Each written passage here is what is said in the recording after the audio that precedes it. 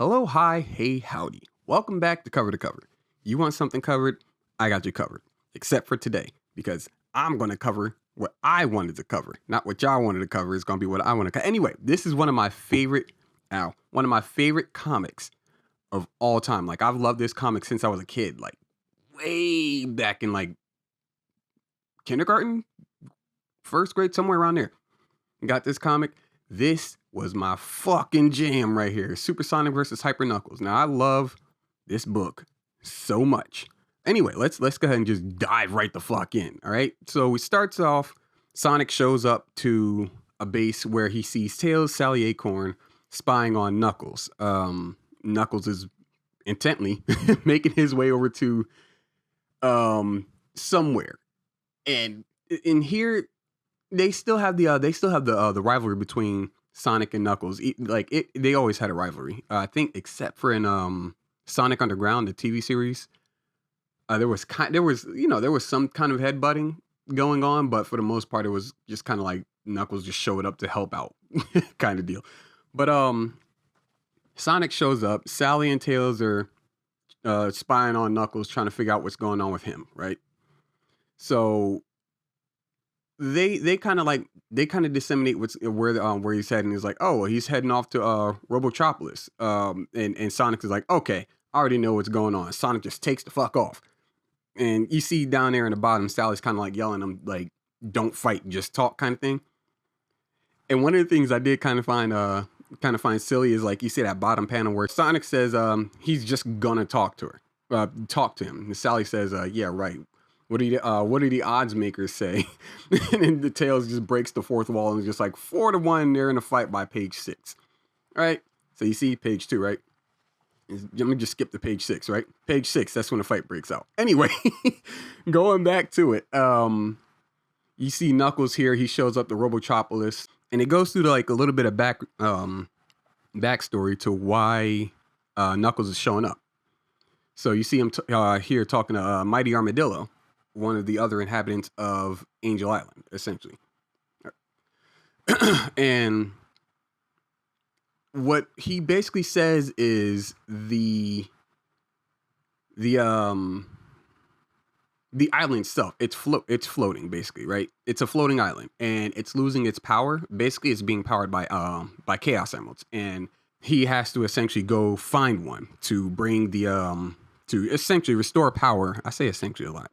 I noticed this. To restore power to the island, keep it, floating and whatnot.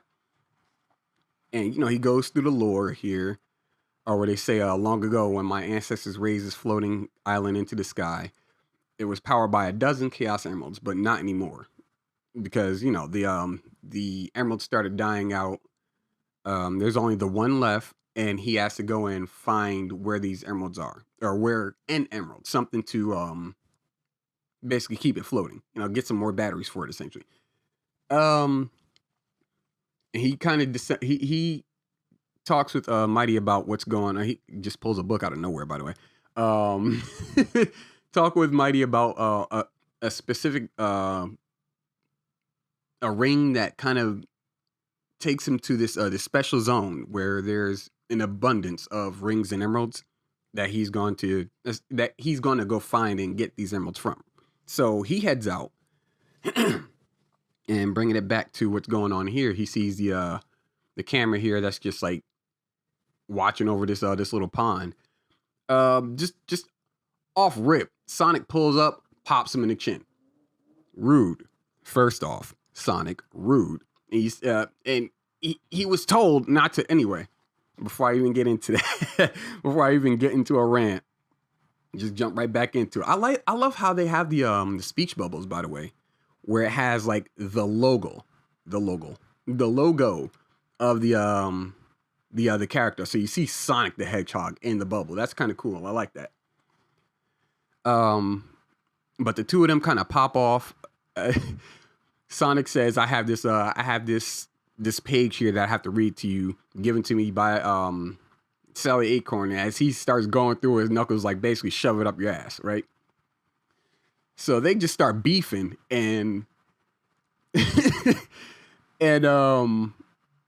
like Sonic pulls off this figure eight punch. Basically, he's like he does the not a spin dash. He does like the regular dash kind of like the figure eight running motion attack, punches him in the throat, and Knuckles has crazy strength, grabs the root of that tree there, snatches it back, and just like hooks my man.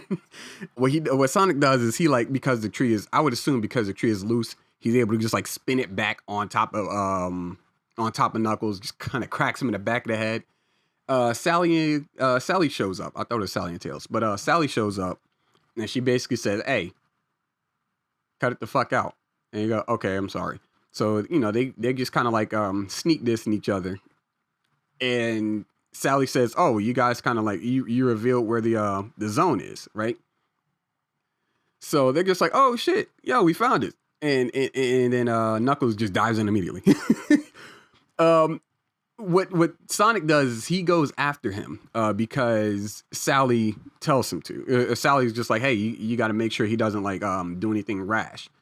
And she makes a comment here where she's just like, "Go after him, Sonic. He hasn't changed since we used to spend summers together." And Sonic freezes mid jump, is like, "Wait a minute. What do you mean by since last summer? Or since he hasn't changed since we spent summers together. Like, what do you mean by that?" And she's like, "Hey, you don't need to. I don't need to explain that to you. You go get him." He's like, "I'm sorry." Right? So he takes off, and she's like, "Oh, he cares," and he's like, "Oh, she cares," and that's cute. I like it. Anyway,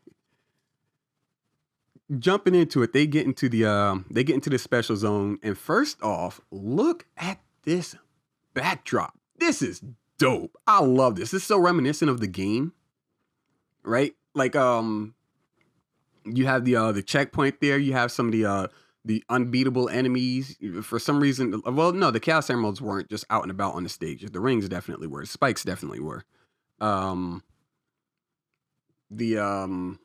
what do you call those things? Spike balls. There we go. The spike balls definitely were. But one of the things I do kind of like is like the insults that they throw at each other. It was like Sonic's like, "Give it up, Knuckle Brain. You got a head start, but I'm faster than you," kind of deal. And Knuckles is like, "Blow it out of your sneakers, you blue bozo. I'm picking this joint clean." And they just kind of like sneak diss each other like left and right as they're kind of like racing to get what would be 7 Chaos Emeralds, 50 rings, right? That's basically what Sonic has here in his bottom panel. So what happens when he collects those, turns into Super Sonic, basically into his second form. This is essentially what sold me as a kid, and I'll get into it after I finish covering this this book. But what ends up happening is Sonic is basically powered up, and he's like, I'm about to steal off on you. Knuckles is like, "All right, I'm this close, and I'm not about to let you just like get the one up on me." So Knuckles snatches up his last few. He has enough rings, he has enough emeralds, not enough rings. So he snatches up those last few, and he changes into Hyper Knuckles. This super sold me on this book when I was a kid, and I will tell you about it right now because I'll probably lose track if I keep like holding everything off to the end. So basically, what sold me was like, as a kid, I think Sonic 2 dropped in, because Sonic 1, I believe, if I remember correctly, was 91, and Sonic 2 was 93 or 94, one of those years. This book came out in 96. And up until that point, there was no mention of a Hyper Knuckles. Now, Knuckles obviously existed, but like, there was no mention of a Hyper Knuckles that I knew of as a kid. So I see this happen, or rather, I saw the cover of the book, and I'm just like, "What? There's a Hyper Knuckles? I want to play Hyper Knuckles." And they never. No. They did. I think they did put Hyper Knuckles in one of the games. I can't remember, but nonetheless, Knuckles he powers up. So now from here, it just turns into a straight slugfest, and I mean, it is one of the coolest things. Like, there's no like blood flying all over the place. I think this was Archie Comics back in '96. And this is kind of like a kid's book, so it's not just going to be them like ripping limbs off and stuff like that. But nonetheless, Knuckles steals off on Sonic. Sonic gets up and does like a basically Knuckles' strength is is increased like 1,000-fold, and then Sonic's speed is increased 1,000-fold. So what he does is kind of like this like repeater punch, and just kind of like, you know, basically plays the drums on his teeth. It's crazy. What Knuckles does is rips a piece of the zone out of the or he rips a piece of the zone off of essentially this pillar and slaps Sonic in the face with it. Now, I'm sitting here as a kid thinking to myself, yo, he's like tearing the zone apart and beating him with the environment. He is slapping this man with the stage. That's crazy. Like, fucking who does that and calls it canon? Nonetheless, they go at it. They go at it some more.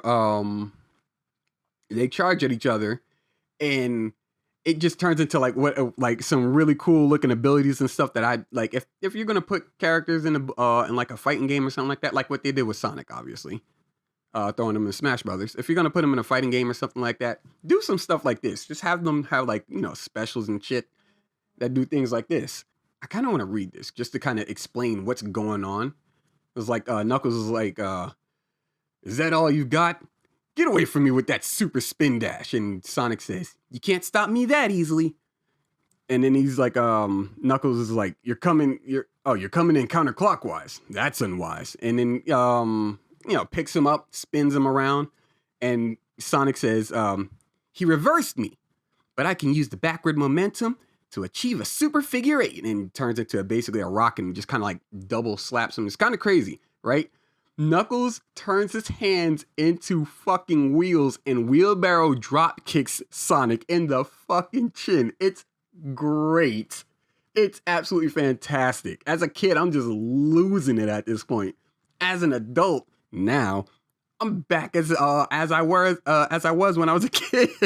Like, I'm sitting here, like, I'm just going through the pages alone. I'm just like, this is great. This is great. This is great. And I love it so much, right? What ends up happening is they charge so quickly at each other that they collapse the zone in on itself. So they essentially, like, they became their super forms and created enough force to collapse the zone. So, you know, rings and emeralds and rocks and shit just go flying all over the place. And it cuts to this piece. It cuts to this bit where Robotnik, not Eggman, but Robotnik is he's kind of upset at the fact that, well, it's kind of upset at the fact that there was, like, you know, some energy, like an energy reading happening, and then it just kind of like folded in on itself. But they kind of make another fourth wall joke here. He's like, where he's like, "This is terrible," right? I can't do an Eggman voice. Anyway, the robot's like, "You mean because of the potential loss of magic rings and chaos emeralds?" And Robotnik's like, "No, I mean because this is a 48-page special, and all I get is a 1-page cameo. Someone is gonna pay dearly for this. Get my agent on the phone." And it's funny. I like it. It's cute. For a lack of better terms. So Sonic, he wakes up, sees Sally's just kind of there with him, picks him back up off the ground. They kind of have like a little bit of a dialogue there where they're just like, you know, what's going on? Like, or Sonic is trying to like basically get the recap of what happened. So Knuckles left. Like Knuckles dipped out. The zone collapsed in on itself, and you know there's no sign of the rings or the emeralds anywhere. So what ends up happening is Sonic jumps back on the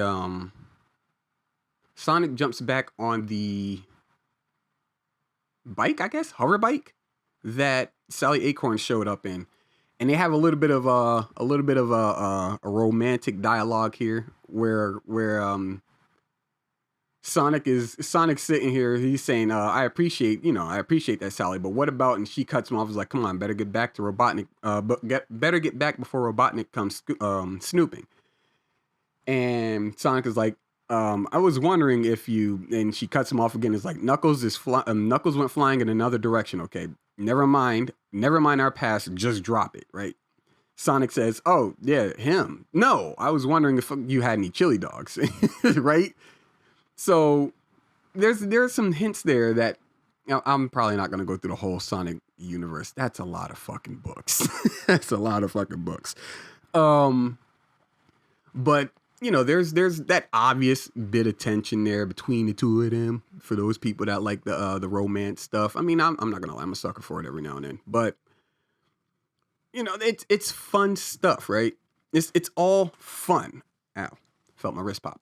Now there is a second. It's kind of like a short story that explains a little bit of Knuckles' I guess his involvement with or why or how he became, rather is what I should say, how he became the guardian of Floating Island. And just really quick, I got Angel Island and Floating Island mixed up. Floating Island is the island that Knuckles guards, that he's the guardian of. Angel Island is actually one of the stages in Sonic and Knuckles, if I remember correct. I think it's the first one, because you had Green Hill Zone was in, I believe, 1 and 2, or it might have just been 2. I have to go back and pay attention to those fingers. But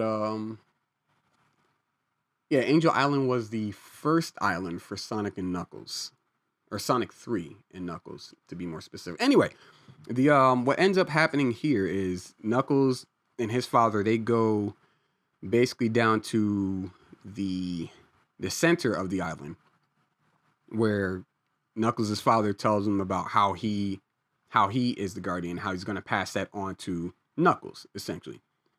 And he's basically letting his son know that, like, he's about to go on a journey. He's about to commit to a task that only he can perform, and that the only person who'd be left to guard the island would be Knuckles. They kind of do a little bit of like flashbacking, I guess you can say, where Knuckles' father is teaching him basically how to assess different situations, how to make the best judgment in certain situations, whatnot.